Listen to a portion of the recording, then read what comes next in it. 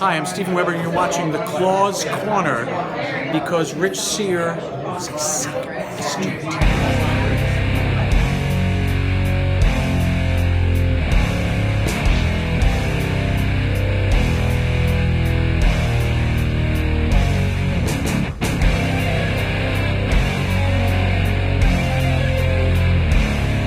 Welcome to the latest episode of The Claw's Corner. Today's guest is a director, writer, producer, actor, editor, and fight coordinator. His movies include Friday the 13th, Vengeance 2, Bloodlines, The Fall of Camp Blood, Roseblood, a Friday the 13th fan film, Reflections, Project Chameleon, For Bobby, Red Swan, Lockdown, and Vengeance. Please welcome the man also known as the Mad Cuban. Of course, I'm talking about the great Peter Anthony. Peter, how are you? Good. What an introduction, man. Thank you very much. Oh, thank you. And there was another thing that happened, and I thought this was shitty, was this guy broke onto a used car lot, and there were dogs on there. He got bit by the dog. He sued the people because it didn't have a sign that said beware of dog. You were trying to steal a car in a car lot, but... I bet you they put the dog down, too. Yeah. Well, you know what's... this isn't funny, but it's... a friend of mine used to work at the theater in Waterbury, a movie theater. It was Holiday Cinemas now, I think. But or Apple Cinemas. One? No, not that one. The other one used to be Holiday Cinemas. Now it's Apple. It's on the other side where the old Waterbury, the Nautical Valley Mall used to be in that area. Yep. But he used to work there late at night and just tallying up the totals and everything. And he had a dog, and the dog kept on sniffing.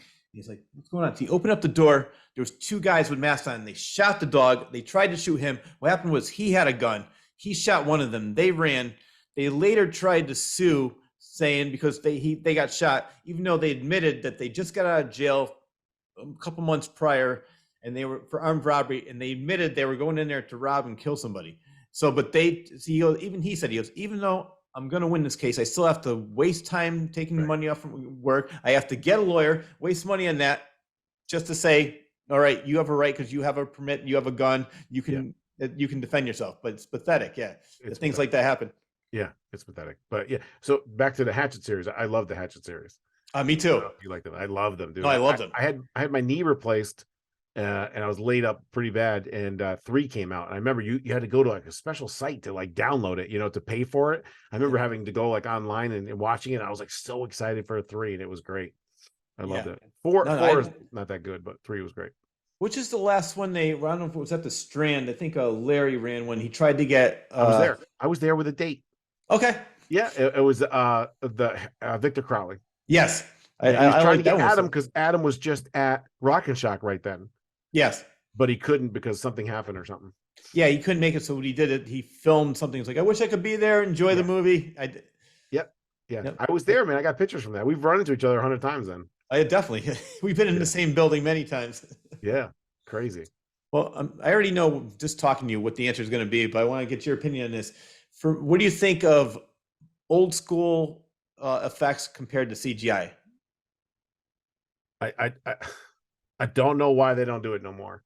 And it's a lost. Think about like artwork, so like craft woodworking, right? So remember like back in the day in like England, you'd have like these chairs with like like naked ladies on them or like stuff carved into them. Nobody does that anymore. So you really lost that art form. And I think you've lost the art form for practical effects because you had the Savinis and you had all these guys, and they really have no understudies like that. And even if you do, you now have the CGI people saying we could do this for 10 grand versus your 30 grand of what you're trying to do. And if we mess up, we could do it 50 more times, where if you mess up, we got to do the whole thing again. So that whole art is lost. And that I would never CGI. I mean, there's some CGI scenes in Roseblood for like a blood splatter at certain points that wasn't on where we wanted it. But any of the kills you see in any of our films are all practical, done by our practical effects team. There's no way you could do an 80s film and do a CGI.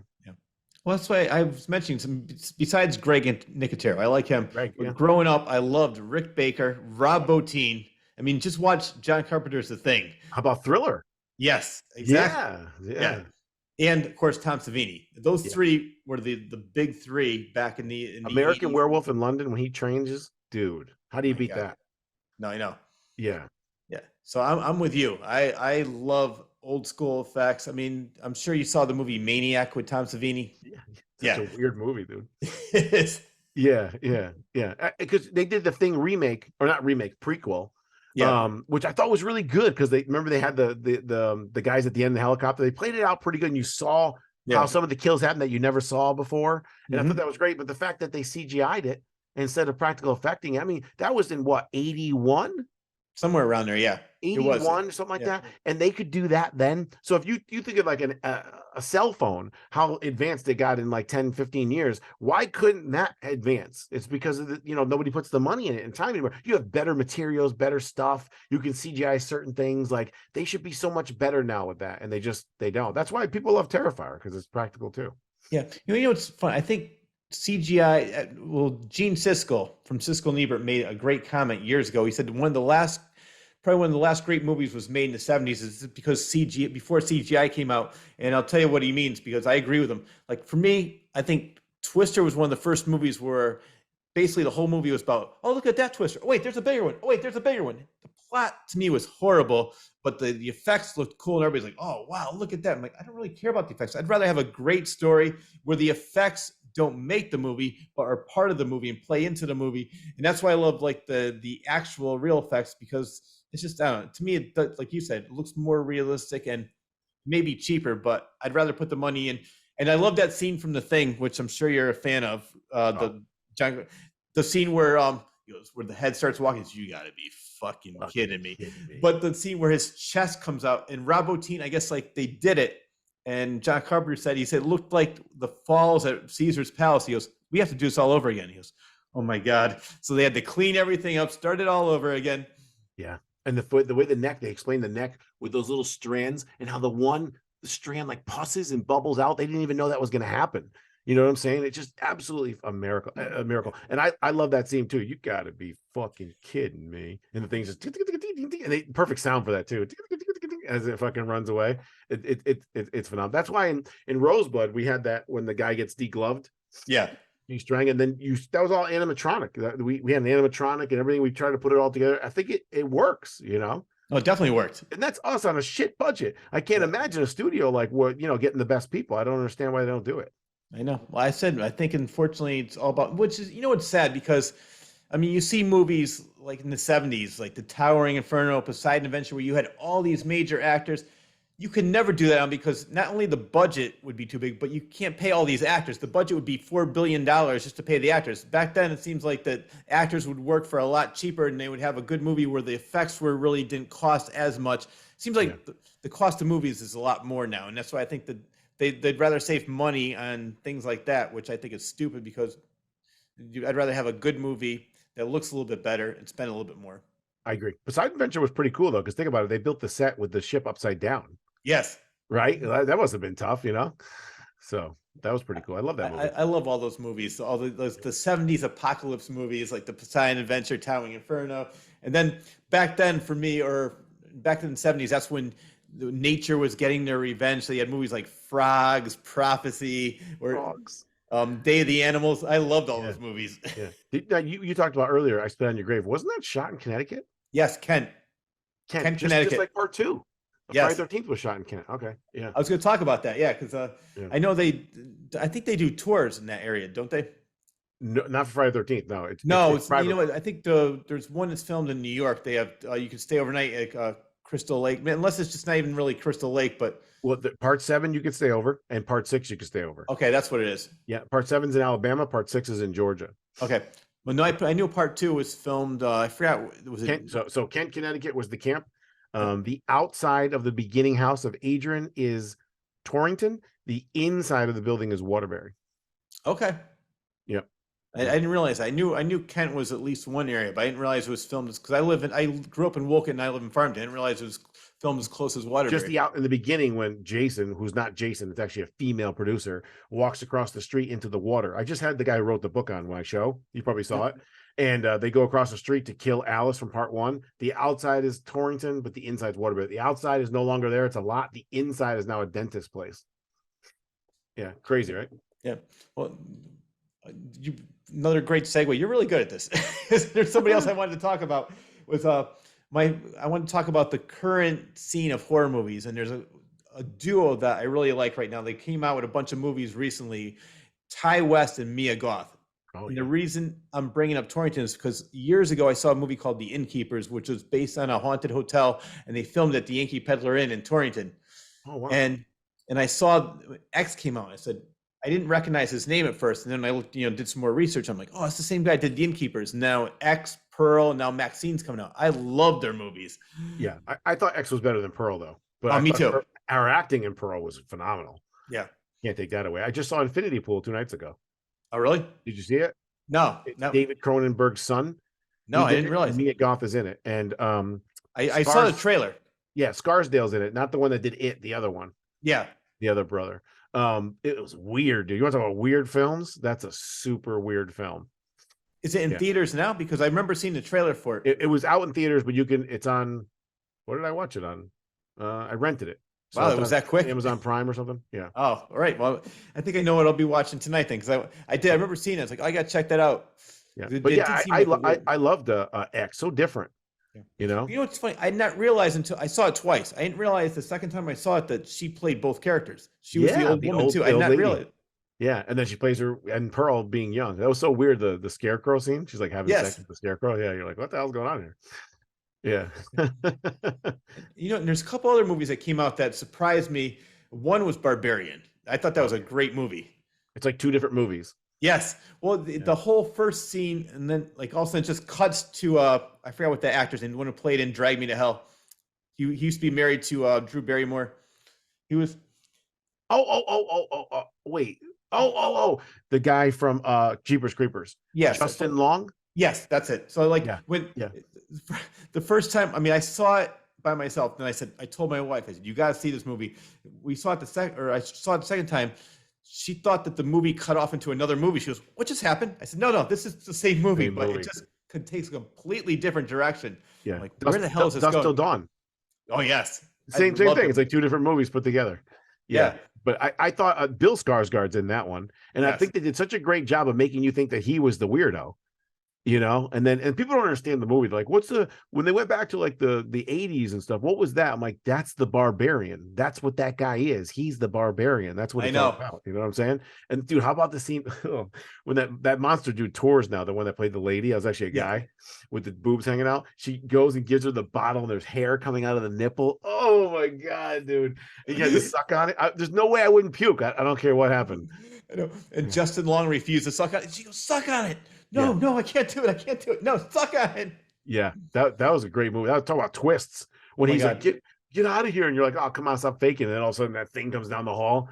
Dude, that was crazy movie. Crazy movie. And without giving anything away, that's another ending that I actually did like, because I hated that. Like, it just like also I liked it. And I was like, where's this going? How's this gonna end? And then when it did, I was like, I like that. I like how it ended. Because you thought, I don't even care if I give it away, I guess. But when they got outside, you thought they were safe, but they weren't.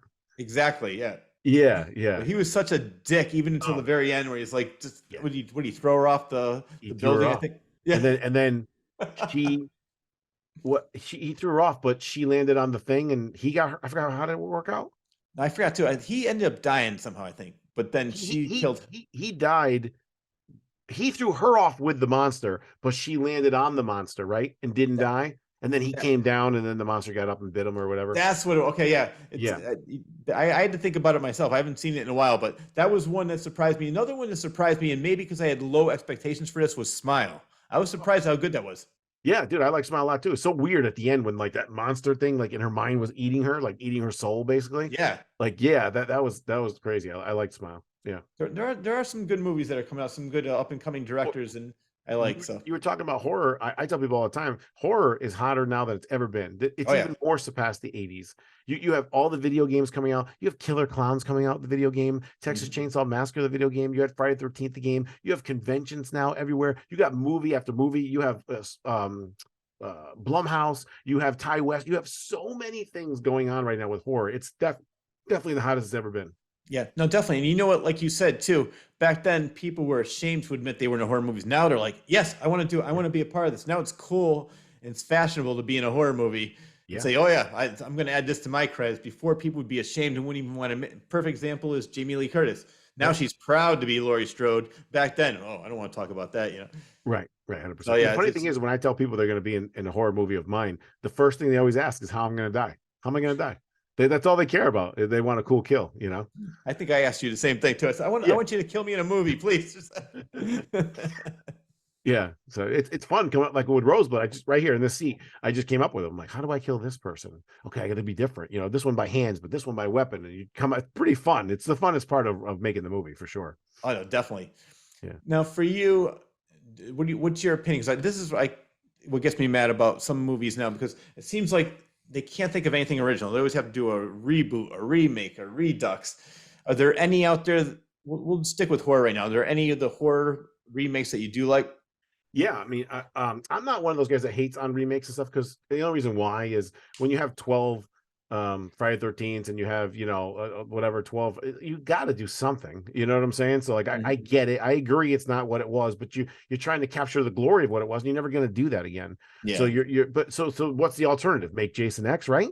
So then you're like, that sucked. So Yeah. like, you know, you do the remake. The best remakes ever of all time. Texas Chainsaw Massacre 2003. Holy shit! I mean, I think it's better than one. Some people Yeah. that love one don't agree with that, but I got Texas Chainsaw Massacre remake, the Evil Dead remake, That was Hills good. Have Eyes remake, Yes.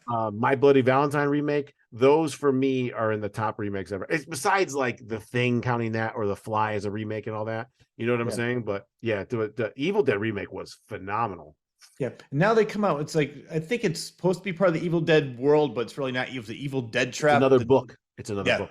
Yeah. Okay. Yeah. Yeah, yeah, that looked great. I'm taking my mom and my niece to see that. That looked great, dude. I know. I feel like they gave away too much in the trailer, but I said the same thing too. It's like when sometimes you see a trailer and you're like, I already know what's. You can almost tell like that's the end right there. All right, I yeah, know the whole movie. Why do I have to go bother seeing it? But I'm gonna see it, and it's definitely gonna be entertaining. yeah. Your mother's with the worms now. I was like, oh shit, this is good. Did you know in the remake? My buddy asked me a trivia question because he knows I'm crazy with movies. In the remake, they had the original locket that Ash's girlfriend had in one, and the original grandfather clock that was on the wall were in both movies.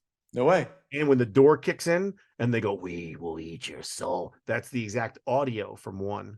When the Really? girl first turned, remember she was like, "King of Hearts, Jack of Spades." Remember that? And she Oh like, yeah, yeah. I stood up. love. Yeah, yeah, that was a great movie. You know, I'm so mad. I interviewed her years ago. I was doing another podcast, and whoever I was working with lost the audio. I'm so mad because I tried to get in touch with her again, and it's a lot more difficult. But yeah, she was such a fun interview.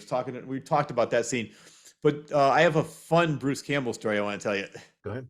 This was 19. I mean, if you go now at a convention, there's no way you can even get near them. The lines are a mile down the. But in 1990, before Army of Darkness, this was how great Fangoria was at that time. It was Roddy McDowell, Christopher Lee, Sam Raimi, Bruce Campbell, Linnea Quigley, so many other people. But so my friends and I were staying in that hotel over that weekend. So it was around, we were partying at the bar around 2:30 in the morning.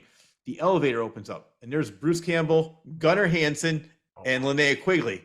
So we were just joking around, and I don't know how it came out, but I just said, "Hey, are there any cool parties?" "Yeah, just go on the 11th floor." I said, "I can go. Just tell him you know me. Don't worry about it." He's being sound just the way I'm saying it. I'm not even like exaggerating. He's just being so sarcastic. I'm like, oh. So my friends and I go on that floor. There's nothing on there but custodial rooms, and there's nothing in there. So the next day I saw him. I'll send you the picture of this. The next day I saw him. I said, "Yeah, hey Bruce, thanks for the party." So he had his wife or girlfriend. He goes, "Honey, that's the asshole I was talking about last night." So we have a picture where I'm choking him, and he goes, he has a shirt. He goes, "Rich, see you at the party. Love, Ash." Oh, that's great story, bro. Yeah. That is a great. Hey, I got a great story for you. He went on a radio talk show and talked about the original cabin, which burned down. That in the like right at the base of the fireplace, that they buried a cigar box with stuff in it that no one knows about. Dude, Oh wow. my buddy lives in the is it West Virginia? Michigan. Michigan, sorry. That's where they shot at, Michigan? Yeah, that's where they grew up. Yeah, but did they shoot there? I'm pretty sure they did. You know what? Maybe it's been so long. Maybe I forgot too. But I think it's like Tennessee or Virginia or something where they shot the cabin. okay. I know they're from Michigan. So he went there, dude, and he sent me a brick from there. I have the brick in here. I have the photo. I have the video of him taking it, and he said he was almost got shot. He went to the base and he fucking dug up and found the cigar box and brought it to Bruce Campbell and opened it, and there was movie stills a cigar, a ring, and something else from the movie that they put in there as mementos. And he goes, Oh I my found it. God. How All right. crazy is that? That definitely beats my story. Yeah, I That's wasn't awesome. trying to one up you. I Oh, no, I just, know. yeah. I just thought that was such a great story. That is. No, Bruce, Yeah. have you ever met him? Besides that? No, dude, no. I have a diorama that I want to put him on that, Yeah. but I don't want to put him. So I have all these figures. I can show it to you if you want. I made this whole thing out of wood and the Jason thing, and I made every figure ever from this one series. And I had Jason killing them all. So I have autographs from Robert Englund, from the Scream guys, from Pinhead, from Freddy, what's the one where he brings the guy back to death with the green serum? Oh my God. What is the Reanimator? Reanimator. I got all that, and then I have Chucky, and there's a spot that I want to put him, but like you said, he doesn't come around that often, and I can't fly with this thing. I have to bring it. So I Yeah. want to put him there and have him sign it. Oh, and I have what's his name? Quinn Lord Trick or Treat in it too. Yes. Yeah. Wow. Yeah. That I'll is very show you cool. real quick. Hold on. Yeah, no, go ahead. For you real quick. Oh. I gotta bring it to Monster Mania for Quinn Lord's auto. Here we go. Let's see what we got here. So yeah, I made this in like my garage for like months. Wow. Oh, that's awesome. That's all of them. And then so CJ Graham, that's the CJ Graham version. He signed it. Then Michael Myers signed it. Terrifier. I got to get Quinn Lord, and they're all in there, all signed. And that's him killing them all. Wow, that is very, very cool. Pretty cool, right? I'll show you better pictures. It's better color when you get away from that light. But Yeah. yeah. Well, you know, it's funny when you were talking about Blake Lively's brother. I met one of the Michael Myers, and his name's Tony Moran. Yeah. I did not realize that was Aaron Moran's brother. Yeah. So I made a comment. I said, "So, how's Aaron doing?" I don't know. I said, "Well, where's she doing it?" I don't care. I don't know, and I don't care. I said, "Okay." Like he just wanted nothing to do with her at all. And then she died, and then he tried to make a big deal about Ralph, what's his name, from the show she was in with. It was Happy Days Chachi. Gotcha, yeah. He Chachi, tried to make a big deal about him talking bad about her. She's been a drug addict and a fuck up for like ever. He didn't even talk to her for like 20, 30 years. Yeah. And then did you ever hear Tony Moran talk shit about the fans? No, that I didn't hear. Oh my God, dude. Go look up Tony Moran. Daniel Harris had to like come stick up for him. He's like, why the fuck are you gonna pay me money? I was barely in the movie, because he's only the face there for a second. Yeah. And he's like, people paying money, these fucking fans are so fucking stupid, yada yada yada. He said that on multiple interviews recently, like up to a year or two ago. Yeah. He was at the first Connecticut Horror Fest. Yeah. Or the second one in Waterbury. Yep, I met him at that one. And I also met him the first time I was at Spooky World. That was years ago, and that's when he didn't want to talk about her at all. And now that I'm thinking about it, he really didn't want to talk at all. Like, yeah, I got a picture with him, but that was about it. He just didn't. He wasn't a dick to me, but he was more like just like very curt, very short. Like, okay, yep, let's go.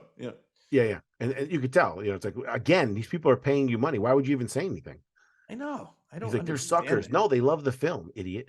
They love art. You're an artist. That's basically what it is. If I was only known, like people make fun of Barry Williams, who played Greg Brady. If I was known for only one thing, I would milk that. I would love it. Like Reggie from Phantasm. He's done so much more. He's been in a lot of other movies, but he's always going to be known as Reggie. And he loved it. Didn't he bang the mom in real life? Reggie? No, Barry Williams, Greg. Oh, I don't know if they banged. I think they hinted that they slept together, they had a relationship. Yeah, I know she was they hot. went out. Yeah. Oh, definitely. Yeah.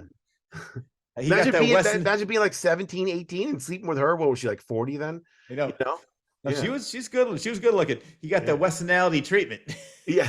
That was the first movie ever, or first TV series ever to show a couple in their pajamas in the bedroom together. Yep. That was like a no-no. I know. Yep. And I think I'm trying to remember if that was the show where they fought over. I think, I'm sorry. I'm thinking of something else. My Three Sons had something similar where they wanted different rooms, and they're like, at least put us in the same room. Because I interviewed the kid who played Chip, Stanley Livingston. Yeah. And we were talking about that, and they said, because when the couple got married, is Robbie and Katie, and he's like, no, we got to make it seem a little realistic. So yeah, it was funny, like how uptight they were up until that time. And the honeymooners, they wouldn't show the bedroom. That was a no-no. Like, there's so many funny things that you look back at, you're like, wow, now you can do anything. Well, All in the Family is the first show where you heard a toilet flush. Yes, that's right. They thought it was disgusting. Yeah. Like, what? But what's funny about that is they wouldn't do things like that. Now I think people are so sensitive and so much more offended by everything now than they were Oh, back then. it's a joke. Now forget it. They're not really offended. They just want to be heard. So they See, just, thank you. you know, I play the victim. Oh, poor me. Look at this. Like, give me a break. Go live in a third world country where you're born with like one leg and, you know, you got to starve every day to eat, figure out what you're going to do. Like it's just a joke. You making up stuff. Even the cancel culture thing. It's like, it is what it is. Like things happen. That's where the times were back then. You can't punish everybody Exactly. for it. You know what I'm saying? Somewhere in every one of our families, somewhere back, somebody's a rapist, someone's a murderer. From 100 generations, somebody somewhere were related to somebody like that. Oh, You know what I'm exactly. saying? Yeah. No, I know. And I never thought of it like this, but I just had the same conversation with somebody the other day because I said, back in the 60s, we had civil rights, we had women's rights. People actually fought for something they wanted. Kids have it so easy today. They're Right. almost like they're bored and they're looking for something to rebel against because there's really nothing to rebel because their life is so damn easy. So now they're like, oh, I'm so offended by the way you said that or what you did. It's like, really? No, you're Yeah. not. It's a victim mentality. You got Yep. girls that go to the gym and they put their phone down and work out, and then they'll catch like a guy just glimpsing over at them, and they're like, "Look at this scumbag! Look!" I'm like, "You have a thong on and working out with your ass doing squats. The guy's human, and you tell me no girls look at guys at the gym? You know what I'm saying? It's the same thing. It's like, and they look for that, and they put it. Oh, can you believe this happened to me? Nothing happened to you. You're making it up. You I know? know. Yeah, it's Oh, ridiculous. I know. I would. So we could have like a 5 hour conversation just about that because that just drives me crazy. But like I said, there's so many things that they can't do. They don't put in movies or anything, or they're so worried about. But it's like back Look at then, I people. spit on your grave. Yes, Holy I love, cow. and well, we Yeah. that's another one that I think is a great remake, which is done by the same Yeah. guy that did the original. But the Yeah. kills in that are more inventive, more creative. Yeah. It's such a great movie. The girl's a smoke show too.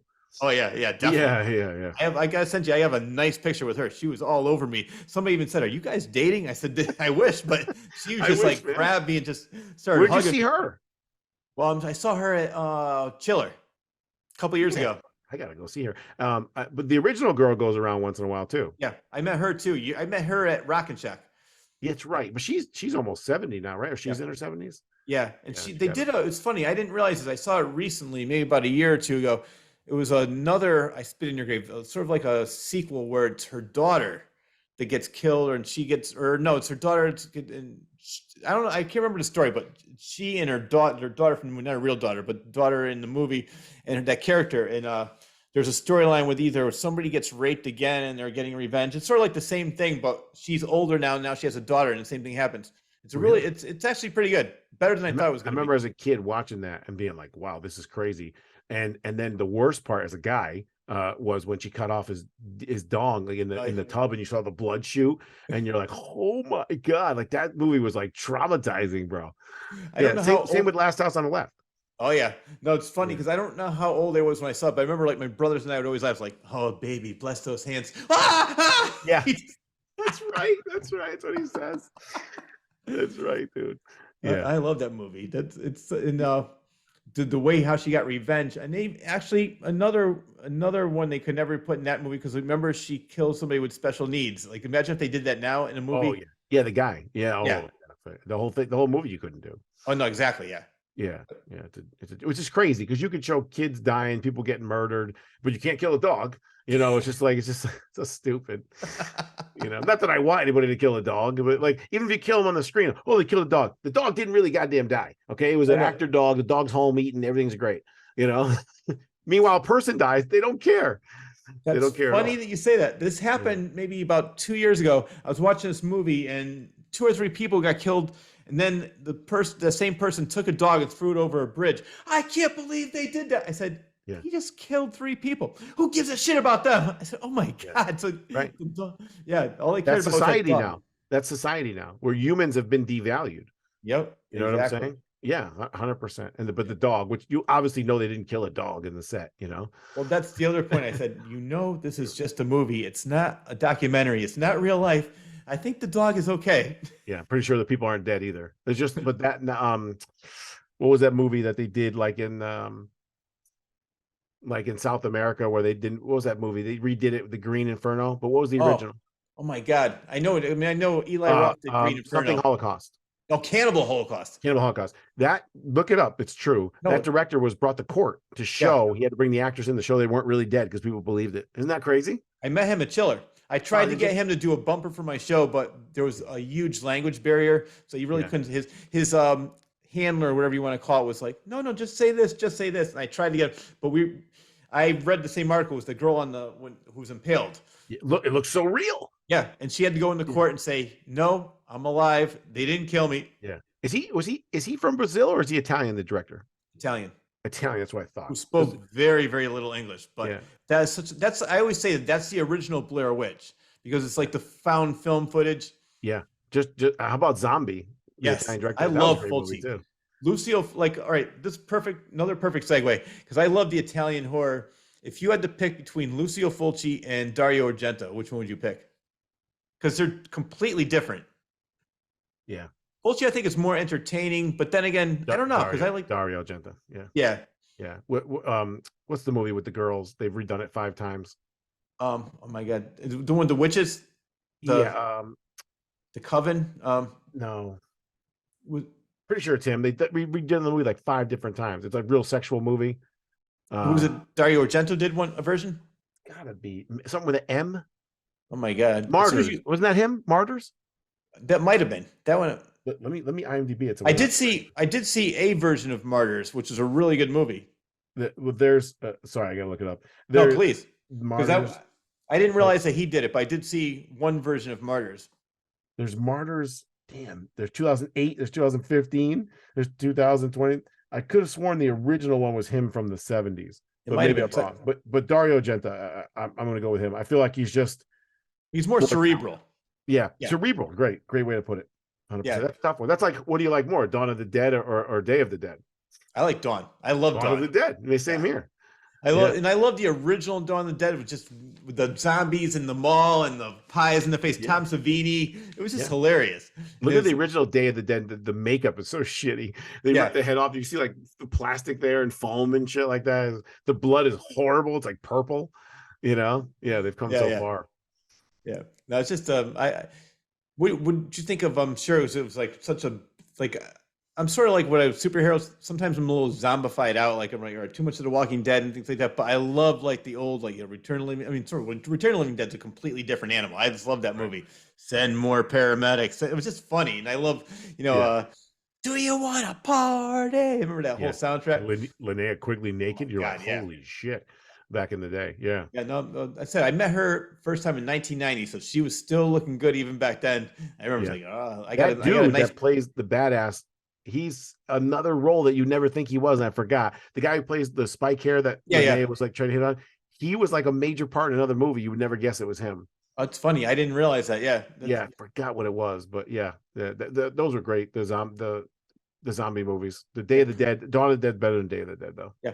Well, no, the reason I brought that up was like I liked the original stuff, like the Night of the Living Dead, Dawn of the Dead, Day of the Dead, more than all these different ones that are coming out now. I don't know, just maybe because it's so the market is so saturated with zombie movies. Yeah. It's just me. But when that first came out, it was complete. And that's another one. Night of the Living Dead was a drive-in movie. That was like we talked about. That really wasn't made for indoor. Nobody thought it was going to be a big hit. Right. I bet George Romero. His last con ever was Connecticut Horror Fest. Yep. The one in Torrington when they had it at that hotel thing once. Oh, I forgot about that. Yeah, I didn't meet him there. I met him at met him at Chiller. He was there, and that was the year that I met.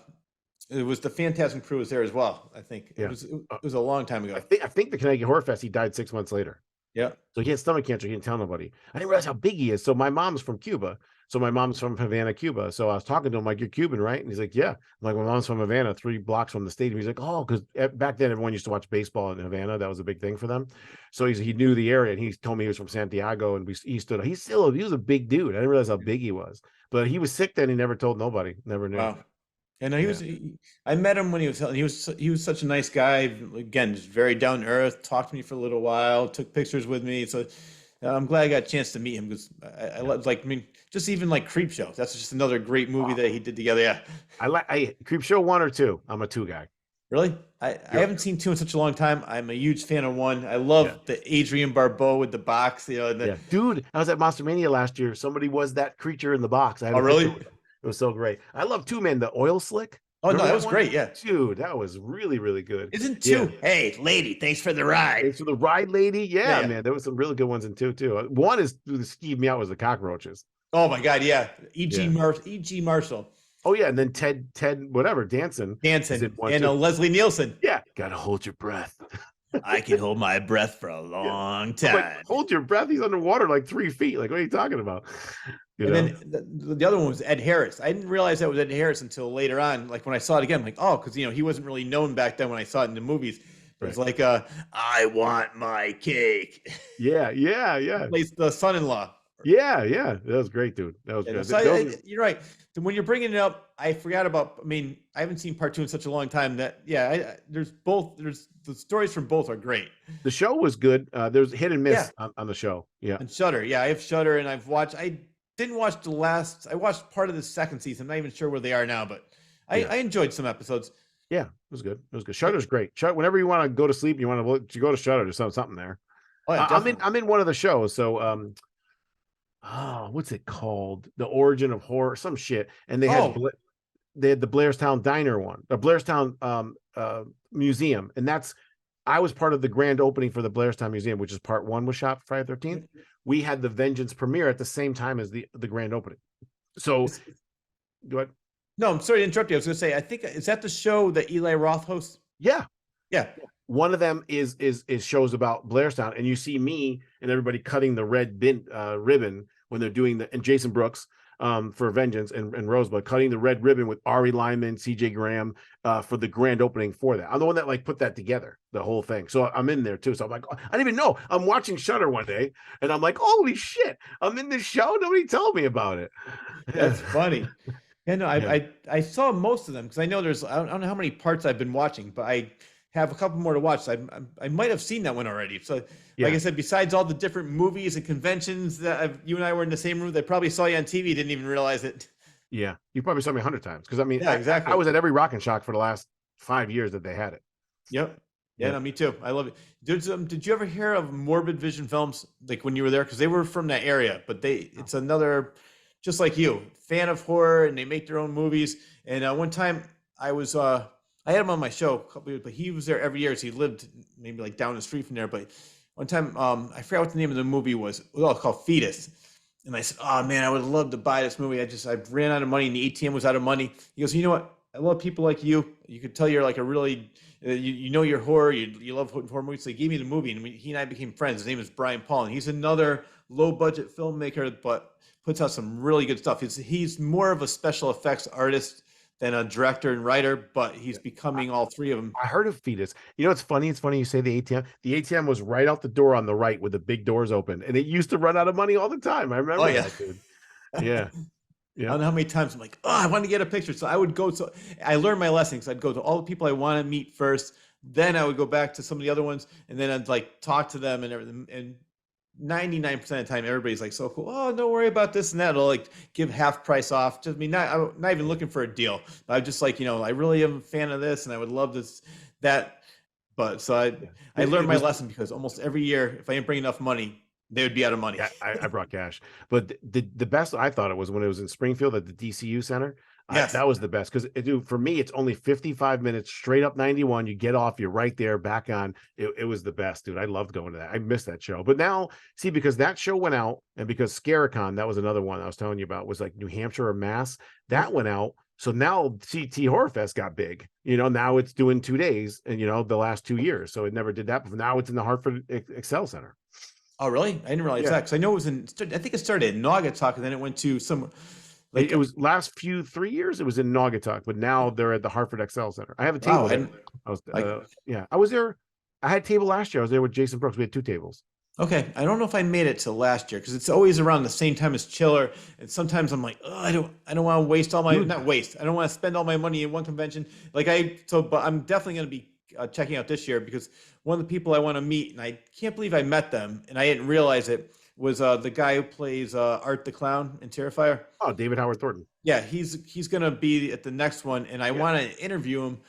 And then, like I said, I tried to get in touch with Damien Leone, and I couldn't reach him. But then another person I interviewed was friends with Michael Levy, and so she got him in touch with me. So it worked out. They're great guys, everybody. But yeah. But I met them, and I didn't realize like who they were at the time. And then I said, "Oh shit!" Yeah. But so now I know that. So does Larry? I know he's part of it. Is he the main person that runs it? No, Rob and his wife, but Larry, I mean, Larry runs a lot of it. But I Yeah, that's what I think thought. if you talk about like the owners, I think it's Rob Caparzelli and his wife. I forgot her name. But you'll see him at CT the movie theater too at the Strand. But Okay. they were at I was with them with She Came from the Woods too. Rob was there with his wife. But Okay. Larry like runs it and does the promotion, but I think who runs it behind the scenes is Rob and his wife. I'm pretty sure that's who it is. Okay. But No, the reason I was asking because I have two people that wanted to be a part of that. Because and David Harris, who was co-chiefs in the Warriors, I interviewed him. He's like, "Oh man, can you get me into that Connecticut Horror Fest?" And then also Leslie Donaldson, who was in Happy Birthday to Me, and she was, "I would love to do a convention in America." She lives in she's in America now. She grew up in Canada. And she did most of her movies in Canada, but she was, "Let me know if I can be a part of it." But I know Larry said they're already booked. Yeah, they are booked. Yeah. They're booked with the vendor tables too. But Yeah. quick story: we had Jason Brooks is pretty good friends with David Howard Thornton, and we had David Howard Thornton for Vengeance too. We also had Felissa Rose for Vengeance too. Both of them had to do movies, so the last minute they're like, "Oh, we can't do it." So then we got Darcy DeMoss from Part 6 for Vengeance too, Yep. which worked out perfect. And instead of David Howard Thornton, they got Richie Ramone from the Ramones. No way. So that's a pretty cool story, right? That is pretty cool. So that's if you need somebody else, like a second string, that's a great second string. Second string, yeah. I love it. I love the sleepaway camp movies. The first time I saw it, I was like, what the hell is going on? Yeah. Nah. Did she ever tell you the story about that end scene, who that was and how that worked out? No. Felissa talks about it. She told me I had her on the phone when I was trying to get her for Vengeance. And it's an 18-year-old dude, and that's really his junk. And what they did was they molded her face and put it on the dude. And this is like you another thing you'd never be able to get away with today. I think he was 17. And he was so nervous that they gave him a bottle of Jack Daniels. They gave him alcohol, and he drank like the whole bottle of Jack Daniels so that he could have enough balls to go up there and do that. How crazy is that? Yeah. I even liked Sleepaway Camp like 3. Remember 3? Like the cover, the girl had a Jason mask on the backpack. Oh yeah. Yeah. I forgot about that. Yeah. Yeah. Those are movies I've not seen in such a long time, but I enjoy them. They were great. Yeah, they were again, like when we grew up, this is what I tell people all the time. The reason why we know all these movies so much and we love them so much, there wasn't 8,000 channels or 10,000 internet things. So everybody watched Jaws, everybody watched E.T. Everybody always knew the lines of these movies because that was the only thing that was on. It was on regular TV, and then there was HBO. Well, everybody had HBO, so we all watched the same movies 50 times over. So now it's like I never watched Game of Thrones. Like back in the day, there'd never be someone who didn't watch like the number one thing, No, exactly, and that's why you'll see shows that had like the last episode of MASH had a rating of, because the only time you could ever see it was because if you weren't home to watch it, you could never watch it again because there was no VCRs to record it, no streams. And like you said, growing up, we had Channel 3, Channel 8, and another channel, then UHF. They got so it's just like you said, but one of the reasons I like remakes is because for a while it would alert people to like, oh, let me check out the original. And it's like, oh, the original is much better than this. So I mean, that's why sometimes I like when they do a remake, because it brings attention to the original movie that came out in the 70s and 80s. And like you said, I'm not against remakes if it's done in a good way, but a lot of them just don't. Kevin Smith brought up a great point. He says these producers or they don't really care about the content. All they care about is the name recognition. Gets asses in the seat. Once they get that weekend gross, they're like, all right, let's move on to something else. All they want is that name recognition. They don't care about how the movie is, which is sad. Yeah. But to me, the other thing too is very rarely in a horror franchise is the first one the best. I'd only say Halloween and maybe Texas Chainsaw Massacre. I still think the remake's better. But if you just go in the series, Friday the 13th, it's either 4 or 6 or 2. Some people like 2. Friday, for me, Nightmare on Elm Street, I like 3 better than 1, and I love 1. But I thought Dream Warriors was better than 1. It's very rare that the 1 sticks out so much. That's why Halloween is so precious. Now, what's your opinion on the original Phantasm? I like 2 better. Really? Yeah. I mean, it's 1's not that like action packed. Where 2 is. Remember, he's got that's where the quad shotgun comes out. Oh yeah. That's where they got the lady, like the thing comes out, the old man comes out of her back, and like to me, 2 was way. I even like 3. Yeah, I got it. I got it 2-1-3. in my book. I just don't. I know one is so classic and everything, but they really ramped it up. They had a $2-3 million budget for two. You could see it. Yeah. Well, when I Yeah, was talking to Reggie, his wife's name is Gigi. Gigi. G-I-G-I, yeah. She's like a boss, man.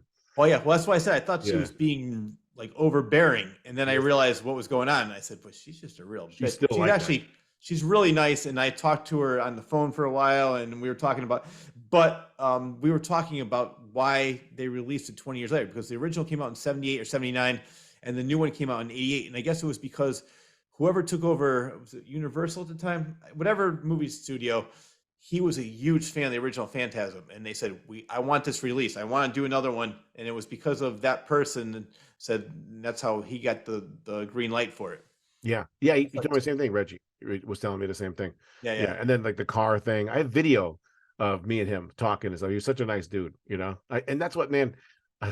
So if Laugh is a huge success, right, which I'm hoping it is, and I have enough money, which I hope I do, maybe I'll do a fantastic, because man, I just see Jason Brooks being a great tall guy, a tall man. So, but we'd have to find a Reggie. I But know that's going to be. I talked to Don Coscarelli multiple times. He's a big ECW fan. Oh, really? Yeah. We talked about ECW a whole bunch of time when I was somewhere in Massachusetts. I had dinner. It's funny. I had dinner. I was eating with my girlfriend at the time, and he came in, and we were eating, and Terry Kaiser was there, who I didn't even know then. And I remember it was Golden State in the finals versus Toronto, and Toronto won that year, for if you remember basketball. And I said, Terry Kaiser sitting. I go, "Who you got?" And he's like, "I'm a huge Golden State fan." I go, "I don't think it's their year." He's like, "I think you're right." So like, I didn't even know that we would become. I'm like friends. I talk to him every week on the phone now. He's going to be in Laugh. I'll give you that. Oh, really? So Terry Kaiser plays my father in Laugh. I cannot wait to see this. Like I said, Yeah. you're going to have to come back again for another 3-hour conversation. Yeah. So anyways, and Don Coscarelli, we talked about the film. He's like, "Yeah, it's impossible to get funds and everything." But I'm thinking, man, if I did the film and co-wrote it with Don Coscarelli and co-directed it or whatever, and then had his name on it, we could easily raise like 200 grand, 250 grand and make that film. And Jason Brooks would be free. You know what I'm saying? That I could never play Reggie. As much as I want to, I'm not a Reggie. I'd have to find somebody to be a Reggie. And then we get some chicks, and we get some spheres, and man, it's doable. Definitely doable. I'd be the first we get one Rich to buy a Sears, ticket. like the grave, the mausoleum keeper. Yes. Yeah, just all weird and shit. We'll have the ball hit you like the priest and the blood shoot up. Remember that? Oh my That God, guy was yeah. famous too. That guy that died in that. What was that? The guy, the priest that gets the ball in his head. Oh, yeah. He's famous. What he? I'm trying to think what he did. He was the priest. He went back home, or he went in his chamber, and the ball was at the door. Oh no, I know he's in, but you said he's famous. What else? Oh, he's been in. I forgot, but once you see his face, you'll be like, "Oh my God!" I've seen that guy in a whole bunch of things. But well, it's funny because in the original Phantasm, remember the funeral scene? It's Reggie's father plays the priest. If you look at it, it looks just like Reggie. Yeah. Okay. Yeah. And then the way they shot the spheres is they threw them like baseballs down the hall. Yep. And what they did was they reversed it. So they threw it. It was on like a fish string or a fish wire, and then they would reverse so it looked like it was going into the head, but it would actually be taken out. They talked about it in like the behind the scenes, how you never saw the camera off the ball is amazing to me, because the camera was like following it or with it or around it, and it's reflective, and yet somehow that's before CGI. You didn't see the camera. I mean, that must have been like creative design there to figure that out. And the balls were awesome. I don't know how they did that with the little machine drill coming out and stuff. Yeah. So you could do it really good today. Oh no, definitely. But I would love. I mean, I'm hoping that you do this because I would love to see. Not only because I want to part in the movie. We could take a drone, right? And then we could paint the rest of the drone the green like a CGI back screen. And then we could take that drone and fly it everywhere and just CG out the drone part and put the ball in the middle. That'd be so easy. And we could control it. We could put mechanical stuff on it. I mean, I could make it really sick. Yeah, no, definitely. I know you could do, because like again, I could tell you're very passionate about the Phantasm films and you really love it. So you would definitely do it justice more than somebody that's like, let me just try and see if I can make a couple bucks. I know people like Phantasm. You would actually put your heart and soul into it. I don't know how we'd get the little people though, the little dink dinks running around. You know what I'm saying? That would be tough. They're not like really everywhere, that are actors. I know. Yeah. So we'd have to like low and they're brown, they're low to the ground. Remember in part 3 when he shot the 4 barrel in the tree and he's waiting, and then all 4 of them fall out. I don't know if you remember that. That was Oh, great. yeah, I do. Yeah, yeah. That's I don't know. You and I can go on and on about Phantasm because that's the one movie. Like I mentioned, when I was so jaded by the time I was 12 years old, that for some reason that's the one movie that sort of scared me a little bit. Whereas Oh yeah. like I'd have nightmares that the tall man was coming after me. But any other movie really didn't freak me out that much. I just watched it and I realized, oh, it's fiction and it's not real. But for some reason, Phantasm, when I was 10 years old, affected me. Yeah, same here too. And that's how you know the real horror fans. Because I would talk to people and I'd be like, they're like, yeah, Friday 13th, man. I'm a huge fan. Horror, you have no idea. I'm like, oh, real cool. What about Phantasm? They're like, what do you mean? I'm like, what do you mean? And they're like, I'm like, Phantasm, you seen it? They're like, I never heard of it. I'm like, what? Oh, What? I know. How could you be a real horror fan? I know it's kind of culty, but still, you know, it's phenomenal. Scared the shit out of me. And then the one is weird. Is one of those movies that you don't understand. Like, remember how the tall man was the girl? Yes. So that's weird because she was like making love to the brother, and then all of a sudden it's the tall man. You're like, what the hell's going on here? Yep. Yeah. She looks the same, man. I seen her in Massachusetts a couple years ago. She looks phenomenal. Yeah, no, I saw her too. It's funny that scene where Jody takes her to the graveyard. He's a fun date. Yeah. And then Michael's spying on him. Yeah, with his bicycle. Yeah. It was his bicycle then, not his motorcycle, right? Or was it his motorcycle? Motorcycle was later on. Later on, when he's going through the graveyard and he crashes. Yeah. And he sees the tall man just pick up the casket like nothing, like it was 10 pounds. Yeah. All you see is Michael. What the fuck? All you see is his mouth. You know what I like about that movie too is like the little fortune teller and the daughter. Yeah. Put your hand in the box. Yeah. Don't fear, Michael. Don't fear. Yeah. It seemed weird, but I remember it. Yeah. Seems out of place. But yeah, I got like I said, I got 2, 1, 3, and then 4, and then 5. Ravager was really bad. I do like watching it because I love everybody in it, but it was bad. Yeah. And the tall man died with only a few scenes done. I know. Yeah. What was I going to say about Phantasm? Well, I'll get back to that in a minute. I want to talk about your podcast because I did watch part of it the other night, and the other night you had the film Valentine Bluffs. You had Thomas Smith and Chuck Ryan on there. Yeah. A big those guys are pretty cool. I backed their film.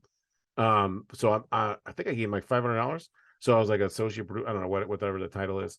And they were working on that for a long time. And when it came out, I just always, if you follow me online, I support everybody for fan films. I always have everybody on and stuff. Like I just started the podcast, just something to do fun. I wanted to have them on. And what my podcast is, the way I do it is I always have 2 special guests that no one knows who it is. So I surprised them with one of their actors in it, and then I surprised them with another indie director. So when we did the ranking the final girls, I had Adam Marcus as a special guest, the director of Part 9. I was supposed to have Tom McLaughlin, but the guy's 70-something years old and he's in 2 different bands, so he had to do band practice, so he couldn't be on. That's funny. I think I had Jason Brooks. What does he play? Dude, he's lead vocals. No way. Yeah, dude, he's nuts. The guy has like 6 abs. He's unbelievable shape he's in. Yeah. I gotta check that out. What kind of music? Rock for sure. I don't know where it would fall. There's so many categories now. I don't know where it falls under, but definitely rock. Yeah, he was with. If you look at Vengeance 2, when they first show Sanaya, which is Ashley Jarvis, she has on his shirt for his band, which I think broke up since then, and I forgot the name of it. But you know what? So you're from where I'm guessing your podcast is live, and it seems like it airs every Friday around 8:00. Is that correct? Yeah, but I don't have a schedule. Like I didn't do it this last Friday. Okay. So I think I'm going to do another one next week. It depends. So my work, I travel a lot too. So so I get it's tough. And then this Friday I'm not doing it because I'll be at Monster Mania, but I'll probably go live from Monster Mania a couple times. Very cool. So you basically just do it whenever, because I enjoyed what I saw. I didn't get a chance to watch all of it. I was so busy watching your other movies, doing research, getting ready for this, so I didn't get to all of it yet. If you gave me another week, I would have. We had oh man, I forgot his name. The guy who wrote the book about Part 2. And then during that, so Sackhead Jason, and during that we had Steve Dash's grandson in Vengeance 2 playing young Jason with the sack. Oh, that's very cool. We didn't know. We had a guest. The guest was him, special guest, and he asked about his father and the movie and the book and how he read the book and he loved it, and he was blown away. Ron Gann is the writer of the book, so things like that I like surprising the people with. So I won't do it until I have it all lined up. Yeah, no, that's great. Yeah. So why do they call you the Mad Cuban? Oh, excellent question, dude. You're seeing the 46, almost 47-year-old version of me, which is the nice guy version. But growing up, I mean, not that I was like a thief or a drug addict or stole things or whatever, but I was just a mean motherfucker. I mean, when I played sports too, that's where I got the nickname, because I was just nuts. I would fight anybody anytime. I would do the craziest things ever. It's just always nuts. That was the nickname that stuck, the Mad Cuban. And then over years, I've probably been in like 50 street fights and things like that in the name. I fought a guy with a Jason mask on, like just crazy things like that. So it stuck. And then when I got into the movies, like I went to Peter Anthony, and then people were like, well, the Mad Cuban. So I kind of still have that persona and personality. It kind of just is different.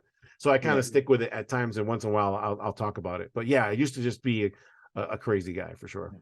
Well, I have to say, I was watching your YouTube channel, and you're definitely much nicer now. I want to talk about a video I saw, sick boy named Orion meeting Jason Voorhees. Sick boy Orion. Yeah. So Danny, so long story short, we did a thing called the Golden Ticket. I came up with this idea from Willy Wonka, right? And I found the graphic online, and I said, Jason, let's give away a death scene in Vengeance 2. And what we'll do is anybody who buys the Vengeance 1 DVD or Blu-ray, we're going to stick in one of these golden tickets. So it upped the sales of that big time, because now people wanted a shot, right? It was a pretty good marketing idea. And we put the golden ticket in, and this girl, Danny, won, from Alaska. And she's the girl that they take the head in Vengeance 2 and smash it on the plate of glass, and you see her face. Her name is Diana Link in the movie. And so she did such a great job and was such a good person that they invited her back when they reshot another round of series. I think they shot 19 Days of Vengeance 2, and they had her back because she was so helpful. She's such a good person. Well, then she posted that her son was sick, and the doctors in Alaska aren't the best, so I got with Sean and Jason, and Sean put her up in his guest house, and Sean bought her and her son a plane ticket, and then Jason waited for him at her work. So they came here for free because of Sean Lutzis, our producer. They met Jason Brooks, his hero, Jason, that was in the movie with his mother. And then he went and saw a doctor in Seattle for a specialist and got fixed from what he had. So how awesome is that, right? That is very awesome. Yeah. The Mad Cuban does have a soft side. I like that. Yeah. With kids, for sure. For sure. I love kids. I know I wanted to talk about, because when I was with Phantasm, I said, how would Coscarelli ever top something like that? But one of my favorite movies that he's done is Bubba Hotep. Bubba Hotep. Yeah. Yes, I love that movie. Yeah. And it's funny because it was written by an author that I like named Joe Lansdale. And he even said, he goes, how the hell are they ever going to make this into a movie? But they did. I love Ozzie Davis. I'm Kennedy. Bruce Campbell's Elvis. Yeah. Bruce Campbell could do anything. Yes. Right. And remember him in Spider-Man 3 when he was the door guy at the movie theater, remember? Yep. And then I think in one of the other Spider-Mans, he was the in the wrestling match or boxing match, he was the referee or something. Yeah, when he fought Macho Man, which was Bonesaw McGraw. Yeah. And then even at what's that last one? Doctor Strange. Did you see that? Oh, yeah. He's at the end vendor. Yeah. Yeah. What does he say to him? I forgot. His hand kept freaking out on him. So he was I know how it feels. Yeah. And then at the end, he goes, I fixed it, or something like that. Yeah. And then at the end of Evil Dead, the remake, he says groovy. Yes.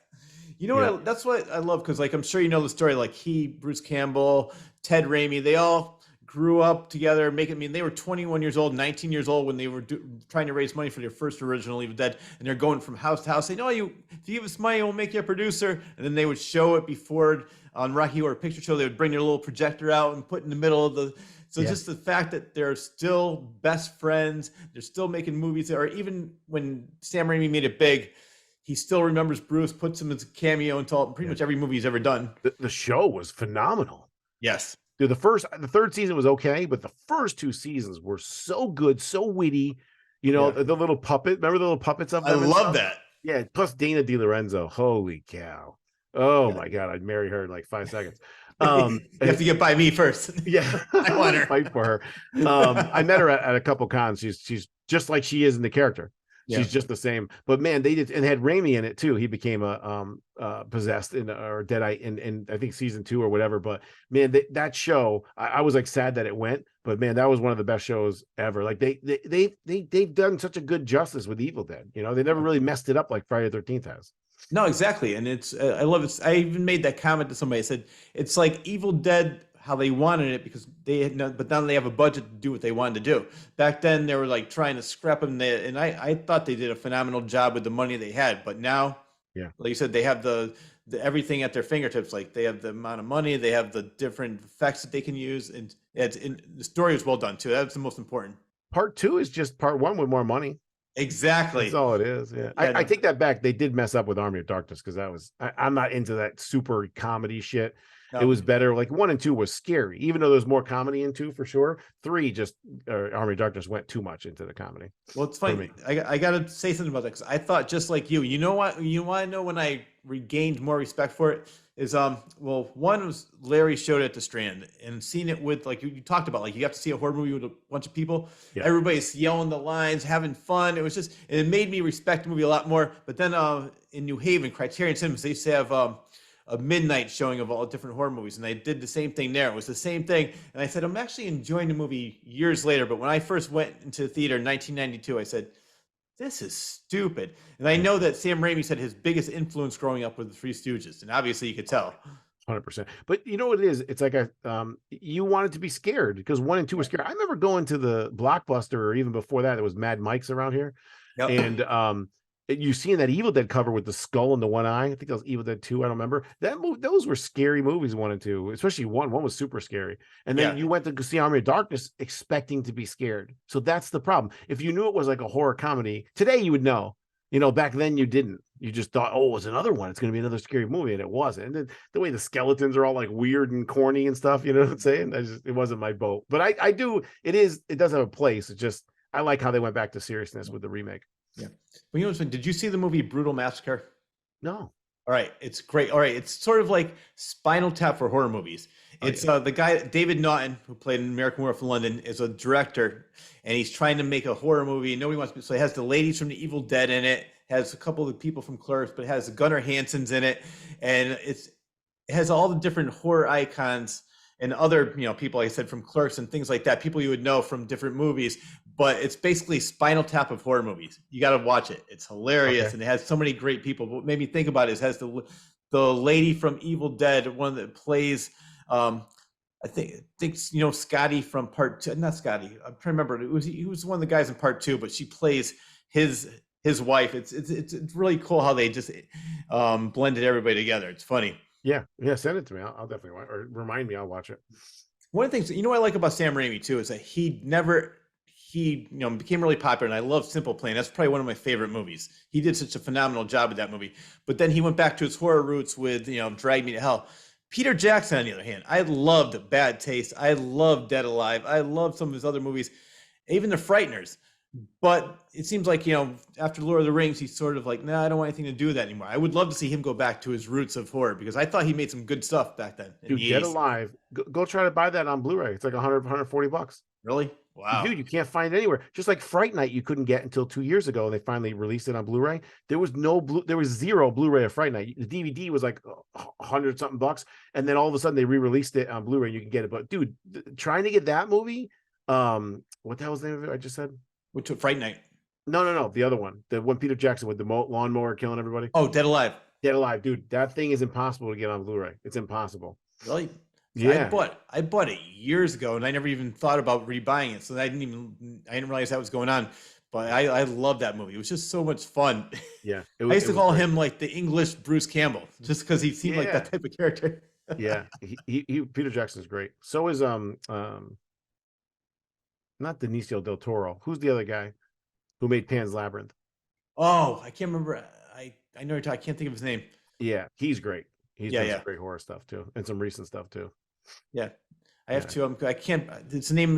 What other movie did he do? It's like he's the one that did the Lady in the Water, right? Yeah, and he just did another one like Horns or something. Did he do some weird one? Yeah. Like this off show one. I can't Yeah, think. but he did Lady in the Water. They won a ton for that. Yeah, I think he won Oscars. I never saw that one, but yeah, I know what you're talking about. He's good, and I did see the trailer for if it's called Horns, and I said it's one of those movies similar to the one we talked about with Mia Goth. I saw. I want to check it out when it comes out, and I think I didn't even realize it was released, and then exited the theaters already. Yeah, he's great. Pan's Labyrinth is up there of all timers. Beautiful. Well, for you, it's like you wear so many hats, as I mentioned before: writing, producing, directing, acting, editing, fight coordinator. What's your favorite? So they always say the easiest thing is acting, right? Because you get to focus on one thing and really get into it. I couldn't even do that with any of my films because I was so busy doing a million different things. I will see now for Laugh because I won't be directing on the scenes I'm in, so I'll really be able to focus in it. But directing and producing is really, really tough. So is writing. So I don't know. Writing is so tough until you get it done, then it seems easy. Producing is so time consuming and everyone's on you, and so is directing. Um, but being the director slash producer is the worst thing you ever want to be the whole time. Mm-hmm. You got to force people to do things they don't want to do. You have to tell them what your vision is and make them understand it to this personality, that personality, that personality, that person. Everyone's different. Some people you can press, some people you can't press, so on and so forth. But at the end, when I did the premiere and everyone was there and there was a standing ovation and you see people getting autographs from Oh, other actors and stuff and everybody getting more roles. Now people are directing and people are starring in other things. And that is so satisfying that I don't think any acting could ever out satisfy that. But there's a lot of downs to get to that up. But so yeah. I would say I'm looking forward to the acting alone part, but it's more rewarding when you have a successful film. But I can't imagine it being unsuccessful too and getting a lot of heat, especially like Hollywood and losing 100 million and stuff like that. That's Oh got to my be the God. worst. Yeah, no, definitely. It was funny because I'm gonna go back to that documentary score about the composers, and I forgot what his name was. He does a lot of, I'm gonna say the guy from Avengers. I know he was part of the superhero movies, but he said what he likes to do is he likes to go into the theater and listen to see how people's reactions are to the music. And then he goes, I'm embarrassed to say this, but afterwards I go into the stall and see if people are humming the music. If I know they are, then I know it went well. And he goes, more often than not, it goes well. And so I would do the same thing too. I'd be like, if I was a writer, because I know Spielberg used to do the same thing during Jaws. He used to go into the projection booth and just get audience reactions because that must be such a great feeling when it does go well, like you said. Yeah, the premiere was phenomenal, dude. I mean, we got a standing ovation. I mean, everybody was just so happy. I mean, a lot of it was people's fans, family, and friends, but still, Yeah. it was Mark Wither was there. Yep. It was just such a good time seeing it all come to fruition. All the sacrifices, the money. I mean, I'm 80 grand in debt from Wow. that film. So other people are even more. So for it to come together like that and to see all that was totally worth it. And now like Jessica, who played young Tina, she's directing films. She had like another 5 roles. Sanaya is unbelievable. Jason Brooks is taken off. He's like the Jason, his effects team is out of control. Everybody, Brent Edge, everybody in there has done more movies and done more stuff. And it just makes me so happy that it was Yeah. like the genesis for a lot of people like that, Yeah. and they believed in like my vision. Nobody argued, nobody, everyone listened, everything was good. So that has a father effect that I don't think any other part of movie making can have.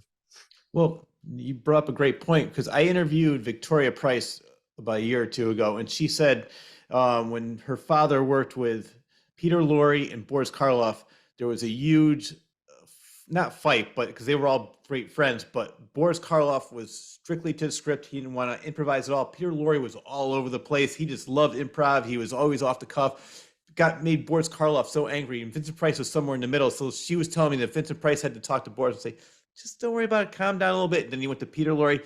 Just stick to the script a little bit more. So they said Vincent Price got Boris to be a little bit more lenient with the script and Peter to stick to the script a little more often. So what you just said, did you ever have an issue where somebody was just had these great ideas and these great lines and the other actors like, how am I going to respond to this? I'm more about this not in the script.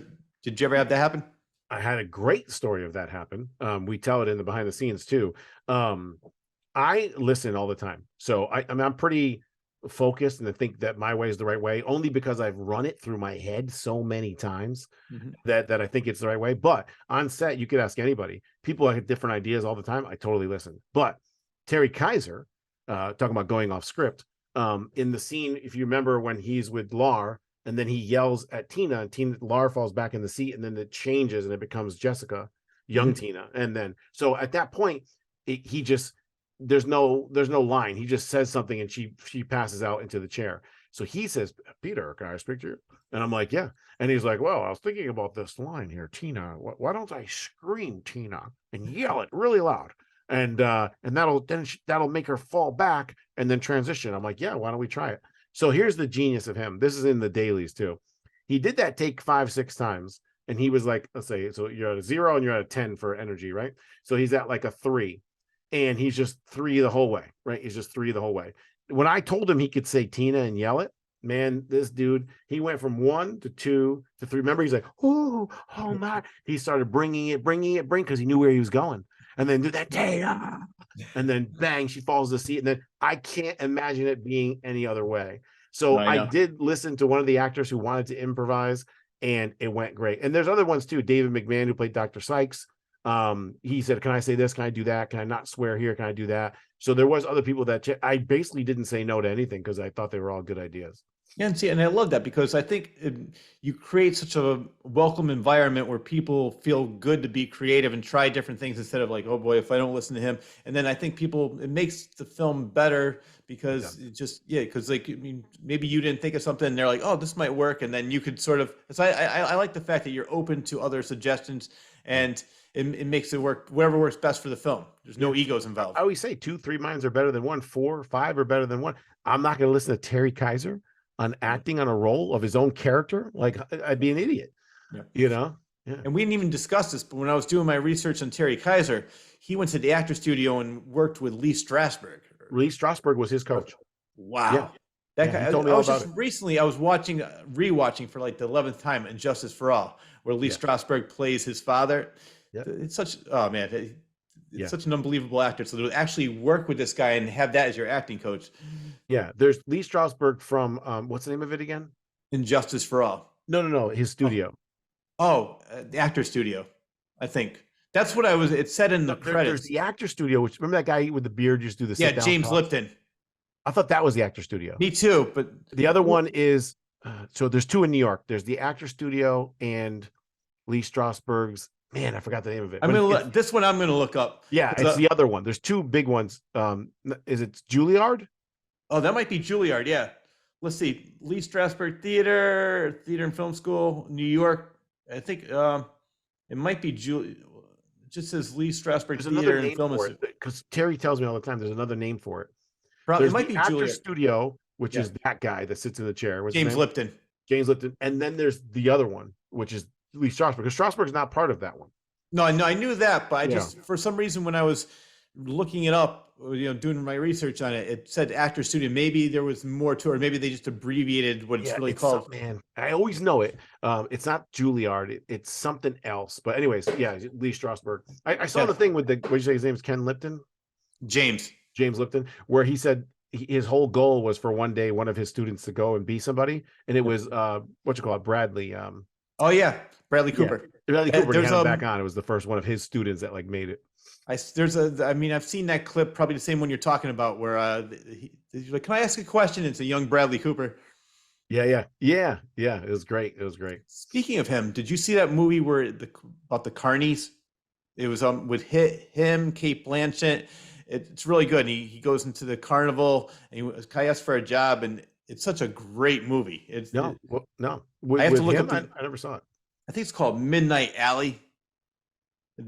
You would definitely love that one because it's got such great ambiance, and it's more.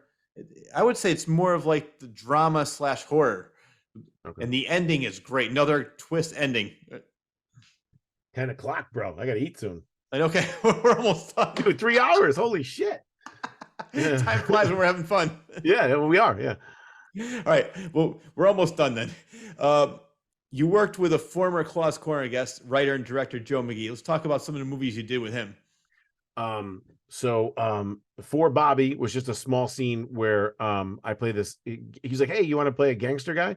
I'm like, "Yeah, whatever." So I show up in the flannel and the hoods and everything, and I just basically act like a badass and get shot and killed.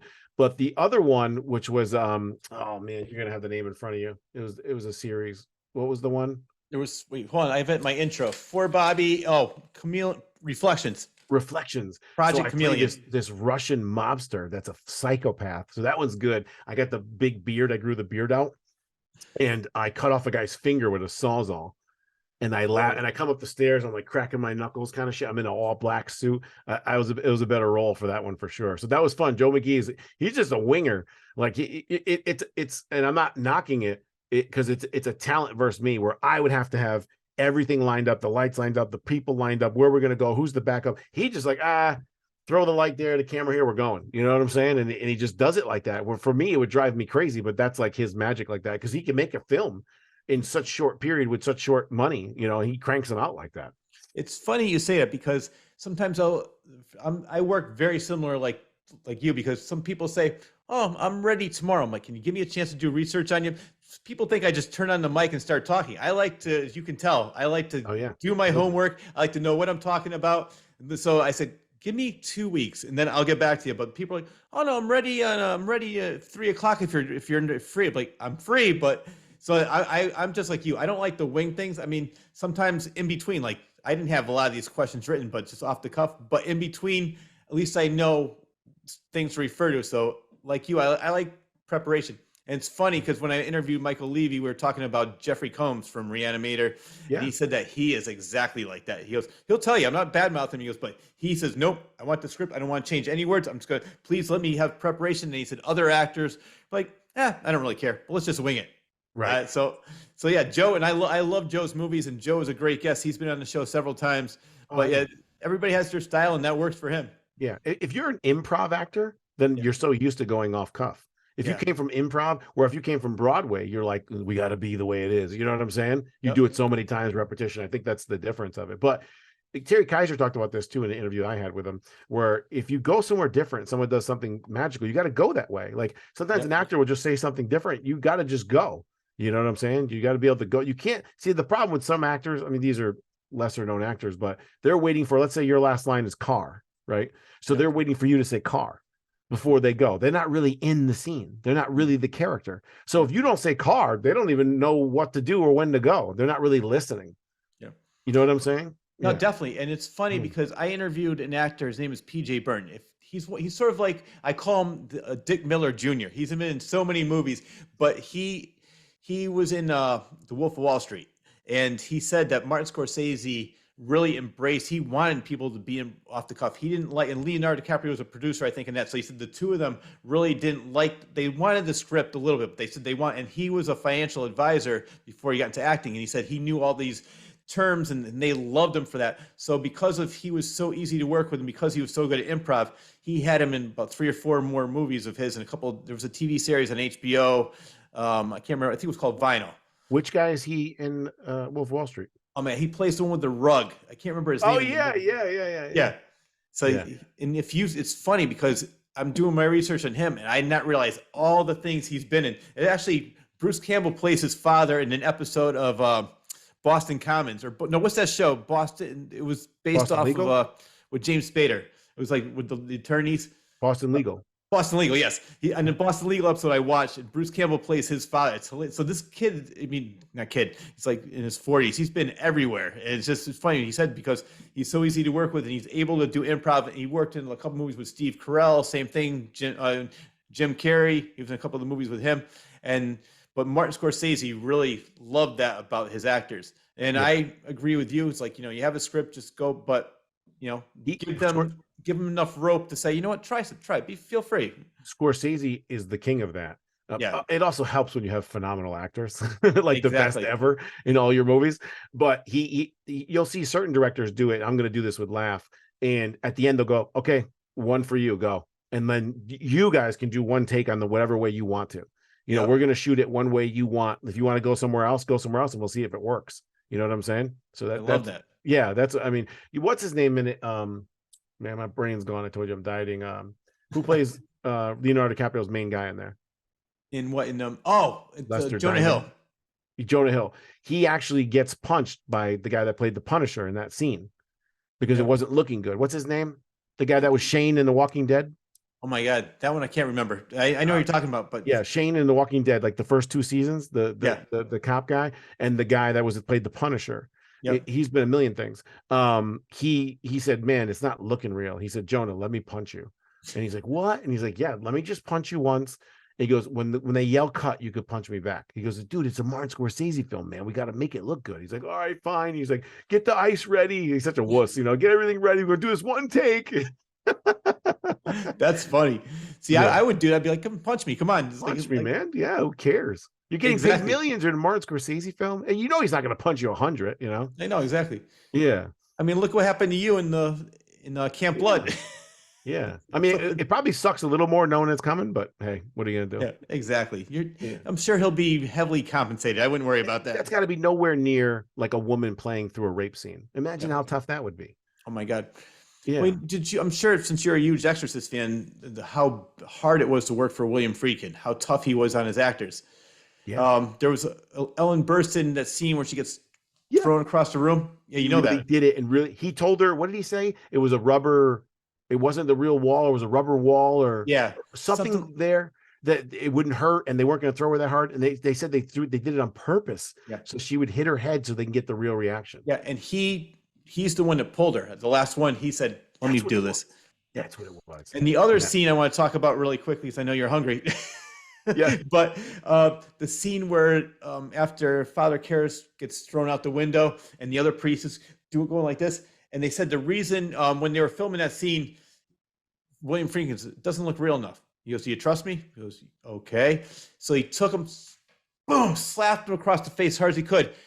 Now go. And you see him going like this. He goes, I was so in shock, but it got the reaction I want. Imagine anybody doing that now in the movies. If a famous director slapping somebody across the face or well, look at Shelley Duvall in The Shining. He made it go crazy. He said that he did it on purpose.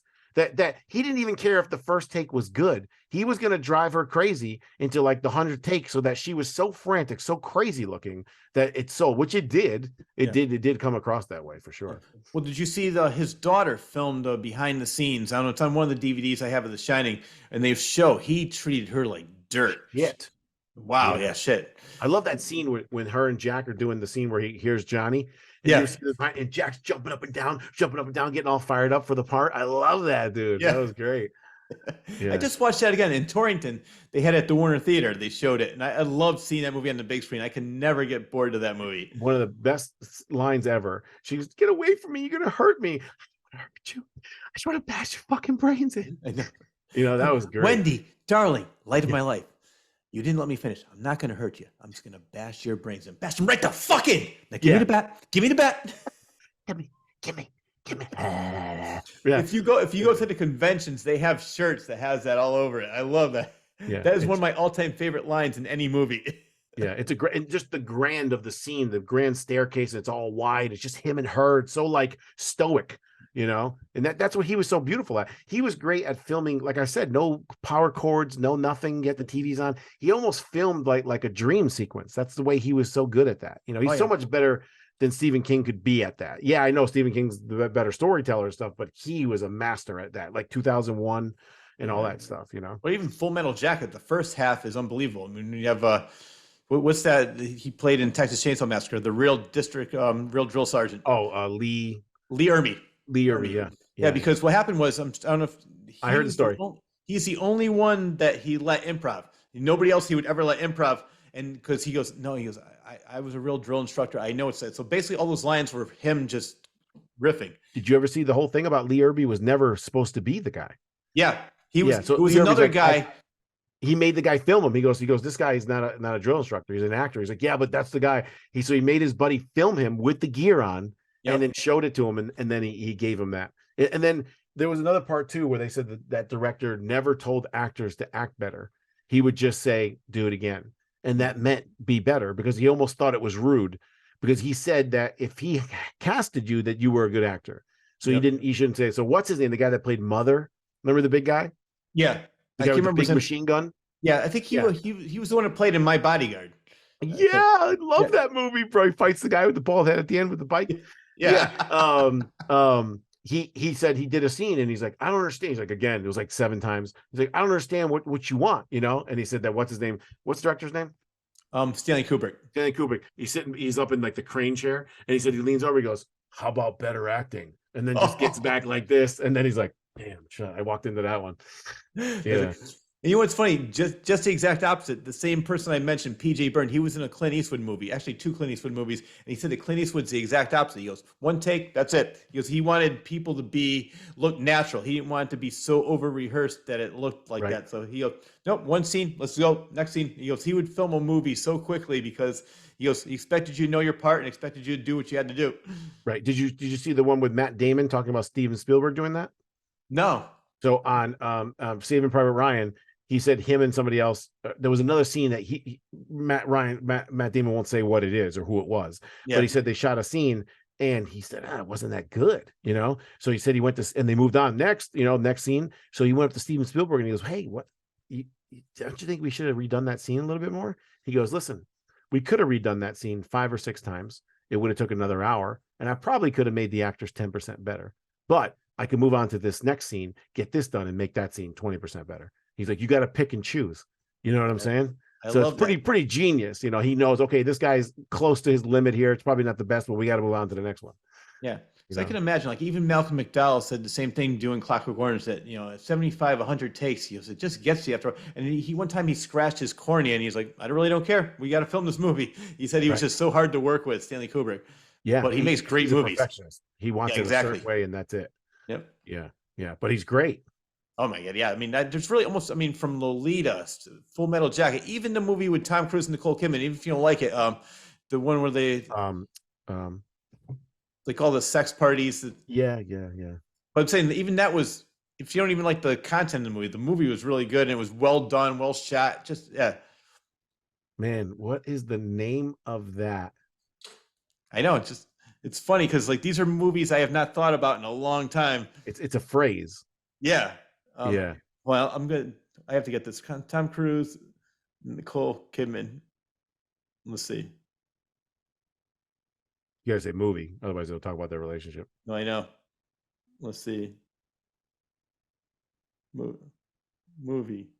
Oh, Eyes Wide Shut. Eyes Wide Shut. There we go. So They said there was like another 15, 20 minutes of sexual stuff in there that they cut out. yeah, yeah, Yeah. but just like, yeah, I mean, he will always be remembered as a perfectionist. But I mean, the funny thing is that he really didn't do a lot of movies, but every movie he did is unforgettable. Yeah. From It's like Quentin 2001: A Tarantino. Space Odyssey, even Doctor Strangelove, I love that movie. Peter Sellers. Yeah. Yeah. Yeah. Even Quentin Tarantino's kind of the same. Yeah, exactly. He's done what, 8? I think so. Yeah, he said he wanted to. I think he wanted to get to 10 or something. He said the next one's going to be his last movie, but he Yeah. says I could change my mind. He might do TV series or something. And now he's writing books. That Dude, book about film is really good. Yeah. Once Upon a Time in America. I watched it. I'm like, pretty good film. And I'm like, not that great. I watched it again. I watched it a third time. Like, that movie is genius, dude. Yeah. I love that film. Did you watch it? Oh yeah, and I saw it. I had the same reaction. The first time I saw it, I was like, it's okay. And then I saw it the second time, better, third time. And it's funny because that happened to me with Death Proof. It happened to me with another one of his movies. It's like the more you watch it, the more you realize. Because first, especially with Death Proof, because that was part of the Grindhouse with Robert Rodriguez Planet Terror, and Robert Rodriguez came first, and it was so over the top, fun, all over the place. And then all of a sudden, bam! And Death Proof is so much slower. There's a lot more dialogue, but alone, it's a really good movie. And I didn't really, like when everybody was like, "Oh man, I'm gonna fall asleep," but it played with that. When you see it on its own, it was so much better, and I realized that. Yeah, I agree. They should have played Death Proof first instead of, was it Planet Terror? Planet Terror. Yeah. Terror. Yeah, because that was so much action with so many great actors in it. Oh yeah. Well, those two are. Did you ever see the movie Four Rooms with them? They No. each Tim Roth plays a bellhop, and he goes into each room. Each room is a different director. So there's Robert Rodriguez, Quentin Tarantino, and two of their other friends that they grew up with working together in the 90s. And it came out, I would say, like 94, 95. It's a really good movie, but it's like 4 stories. Tarantino's story is more, it was like remember the Hitchcock episode where the guy, if he has to do the lighter 12 times, and if he doesn't, he's going to cut off his finger? No.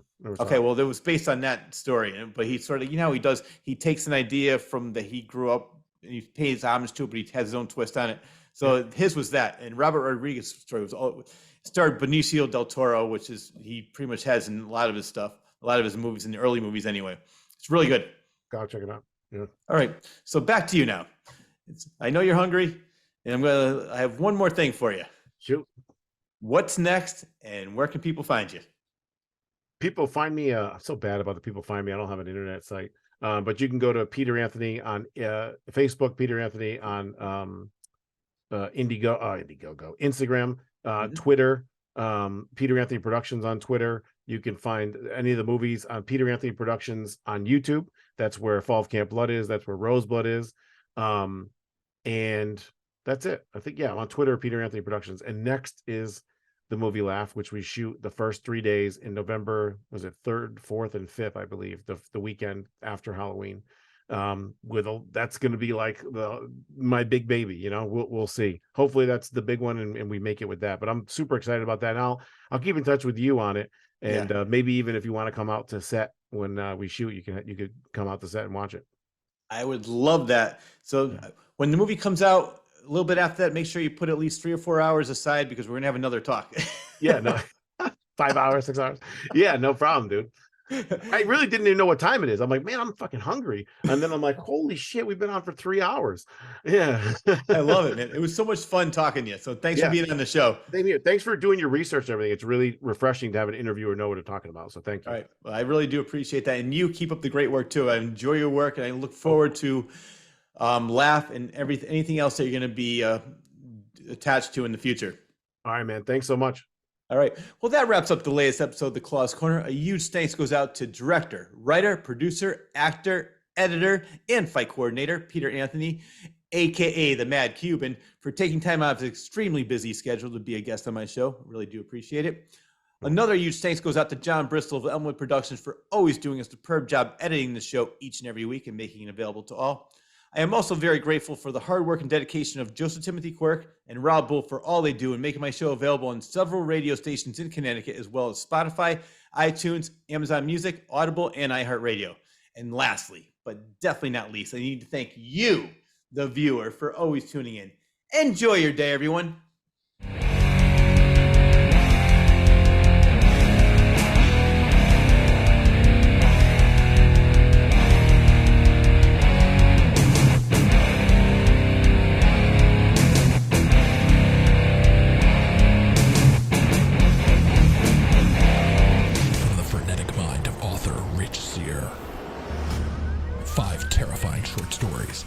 Available in one collection.